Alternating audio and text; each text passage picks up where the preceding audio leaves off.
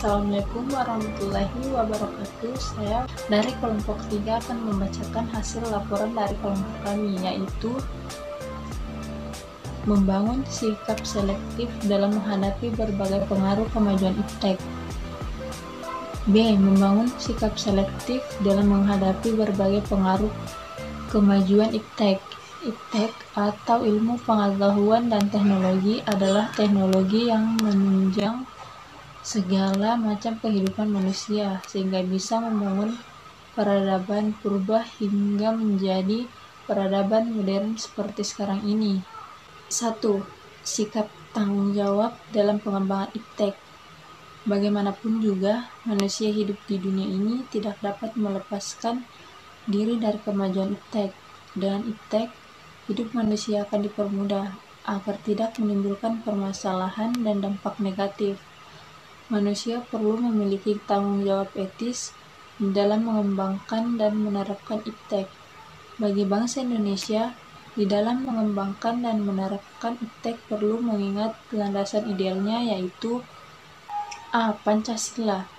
Sila ketuhanan yang Maha Esa sebenarnya telah memberikan peringatan kepada kita bahwa semua ilmu yang ada di dunia berasal dari Tuhan.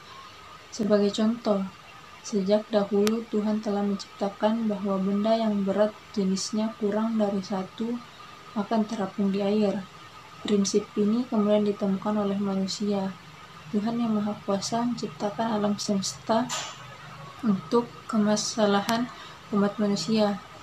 Menyadari kesalahan ini, setiap manusia Indonesia di dalam mengembangkan dan menerapkan iptek sudah selayaknya mengingat ajaran dan perintah Tuhan. Iptek harus dikembangkan dan diterapkan untuk kemaslahan manusia, bukan untuk menyiksa dan mencelakakan manusia. B. Landasan konstitusional, yaitu Undang-Undang Dasar Negara Republik Indonesia tahun 1945.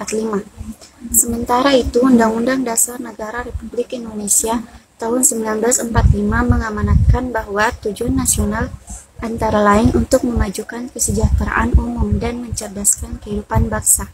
Selain itu, bumi dan air, serta kekayaan alam yang terkandung di dalamnya dikuasai oleh negara dan dipergunakan sebesar-besarnya untuk kemakmuran rakyat. Dari amanat Undang-Undang Dasar Negara Republik Indonesia tahun 1945, jelas bahwa pengembangan dan pemanfaatan iptek untuk meningkatkan kecerdasan dan kesejahteraan rakyat secara lahir maupun batin. Ini artinya pengembangan dan pemanfaatan iptek di Indonesia tidak bebas nilai, tetapi harus mempertimbangkan lingkungan dan nilai-nilai sosial kemasyarakatan dan agama yang ada di Indonesia. Usaha pengembangan dan pemanfaatan iptek, setiap manusia Indonesia harus memiliki kearitan dan berpegang pada prinsip moral. Dengan demikian, pemanfaatan iptek dalam kegiatan pembangunan tidak akan merusak lingkungan hidup. Akan tetapi, kalau iptek dimanfaatkan tanpa kearitan dan tidak dengan pertimbangan moral, kecenderungan untuk merusak lingkungan lebih besar. Sebagai contoh, 1. Dinamit dan bahan peledak dimanfaatkan untuk mencari dan menangkap ikan. Hal itu tentunya dapat merusak habitat dan lingkungan. Seseorang yang menggunakan bahan peledak jelas semata-mata hanya demi keuntungan pribadi, tidak didasari pertimbangan moral dan akibat baik buruknya dari tindakan itu. 2. Nuklir energi. Ini sebenarnya besar sekali manfaatnya dalam pembangunan, termasuk untuk bidang kesehatan. Akan tetapi, kalau nuklir jatuh ke tangan orang yang tidak bertanggung jawab, dibuatlah senjata pemusnah yang sangat mengancam hidup manusia dan lingkungannya. Manusia di dalam mengembangkan dan menerapkan iptek sudah selayaknya disertai etika dan rasa tanggung jawab. Etika dalam hal ini menyangkut pengertian luas baik etika keilmuan maupun etika sosial kemanusiaan atau etika moral. Dari segi etika keilmuan, artinya dalam iptek memiliki metode dengan langkah-langkah yang sistematif dan bersifat objektif. Pada segi agama, etika dan tujuan pengembangan iptek secara sistematif dapat dibagi menjadi 2. 1. Untuk membantu manusia dalam mendekatkan diri kepada Tuhan. 2. Untuk membantu manusia dalam menjalankan tugasnya untuk membangun alam semesta ciptaan Tuhan Adapun 3 alternatif yang bisa diambil oleh bangsa kita dalam menghadapi kemajuan iptek.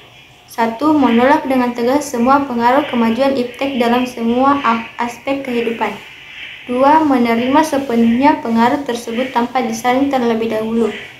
3. Mengambil hal-hal positif dari kemajuan iptek dan membuang-buang hal-hal negatifnya. Dengan sikap seperti itu, kita dapat terhindar dari dampak buruknya. Sementara itu, yang berkaitan dengan rasa tanggung jawab juga mengandung arti bahwa dalam menerapkan iptek tidak hanya untuk kepentingan pribadi, tetapi semata-mata demi kemaslahatan orang banyak.